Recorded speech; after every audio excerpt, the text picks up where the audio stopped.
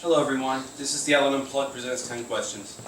I'm sitting here today with Alfonso Zamora, one of the comics who will be playing Hava Java August 10th at 7 p.m. So Alfonso, what was the driving force that led you to become a comic? My good friend who likes to drink a lot. This was like earlier this year in the winter. Yeah. My buddy Robert, he had seen that the Brewworks in Bethlehem does an open mic, a comedy open mic every Sunday night, and we like to go to Brewworks a lot. And one night, I'm sure it was probably had a couple of beers, he was like, you know, we're like funny, we should go do that once. And I was like, yes, I'd love to do that. So I did it and I liked it, so I kept going, and he actually never did it. Oh really? So that's on him. Oh. Can you tell me about the process you go through when writing material? It's really strange because now that I've like been going to the open mic and you kind of do your first set of jokes, and then I was thinking like, oh, now I told everything funny that I knew, all my best jokes, and now I have to like think of more jokes. Yeah. And that's something you never think of. And so I've like talked to other local comics that have been great, encouraging, and then I took a class, like an intro to stand-up class that they did at the Arts Quest Center, to try to figure out, because I wondered, like, nobody had a straight answer, like, what is the process? And I guess the only answers I've gotten is everybody's got their own process, but the real key is that you just do it a lot and work a lot at it. So what I've done is I just, the few jokes that I've written because I'm new at this, is I just sit down and I try to think of like something that I think is funny or a concept, and then I try to brainstorm. And then just start writing and see like what's funny jumps out to me from the page. So that's my very early process right now, writing jokes. I'm sure as long as I keep doing this, it'll probably evolve and change. Okay. How would you define your comic style so far?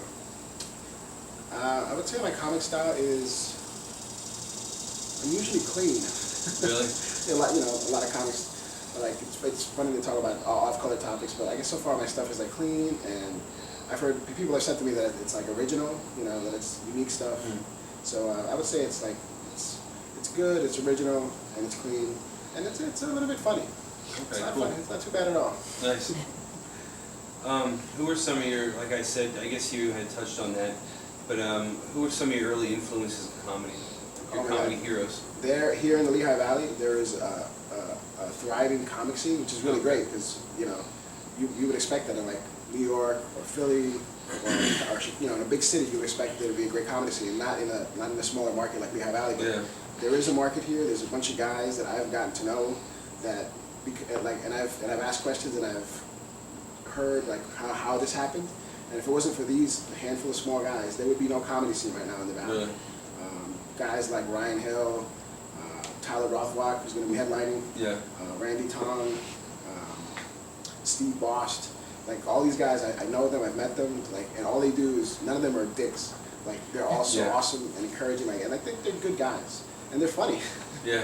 So those guys have all had a big influence on me, starting it and keeping at it, and so definitely those guys are awesome. Nice. Now, would you find that your early influences still influence you today? I know you said that you are new in this, but would you say that they still influence you today?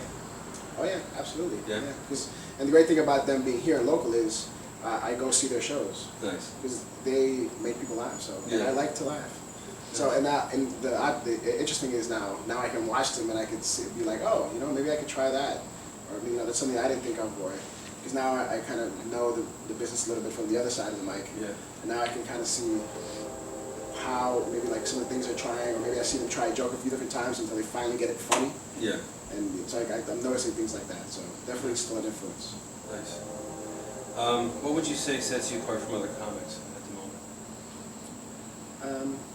Probably what sets me apart is just that I'm brand new at it. Like I've only been doing it for a handful of months since the winter time,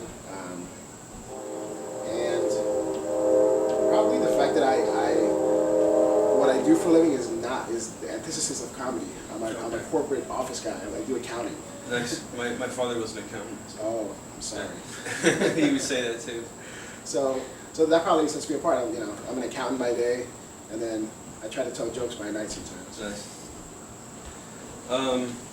Have you ever found yourself in a situation where you wanted to write a joke about a certain situation, but you found it nearly impossible?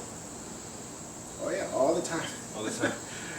One of the things that I've discovered now that I have tried to write is that it is not easy. It's like hard work.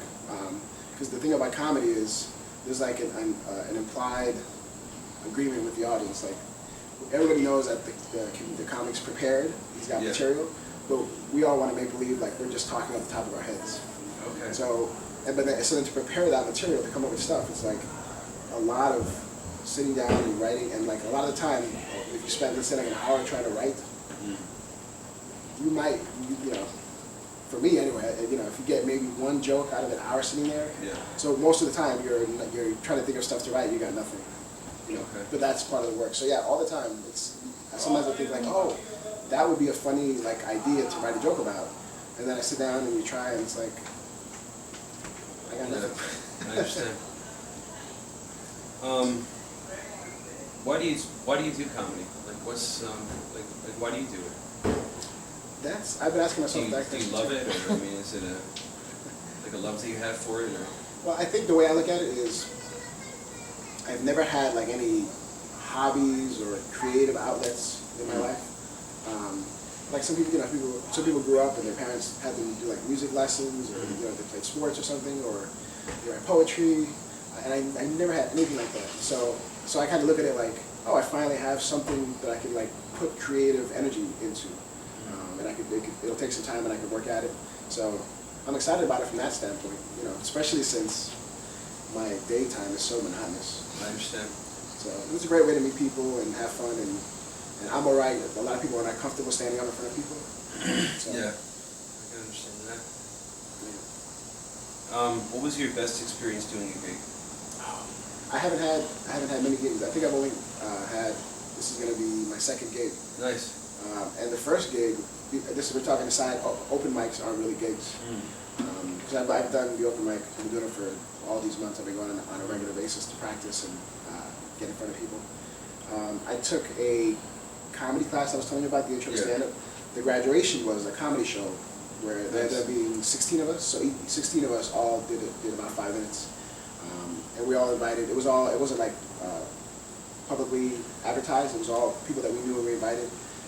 And they did the graduation show at the Arts Quest Ale House Cinema. Okay. So it's a 100-person theater, and we filled it up. Nice. Like they had to bring a chair, so it was a huge crowd, and they were all friends and family, and the bar was open, and everybody was in a good mood, and they were like laughing at everybody and everything. It was like such a great night. It was so much fun to do that kind of a crowd. Because at the open mic, you know, you might have, you know, a few dozen people, and it's a different energy. That crowd was just like, we're here to laugh, and it was so much fun. It was amazing. Awesome. Do you have any other gigs coming up, or any other info you want people to know about you? No gigs just yet. I would say check out the open mic at Brewworks, because they have it every Sunday night. It's a free comedy show. If anybody's feeling a little daring, anybody can sign up and try 5 minutes and see what it feels like. So nice. I would say it's even, as long as you're comfortable enough to stand in front of people, it's like a YOLO thing, right? You only live once. You can say, I did 5 minutes of stand-up one time at an open mic. Okay. And I'll be there. Nice. All right, great. Thanks for stopping by, Alfonso. Thanks, Andy. And we'll be seeing you August 10th at Hava Java at 7 p.m. I can't wait. Thanks a lot.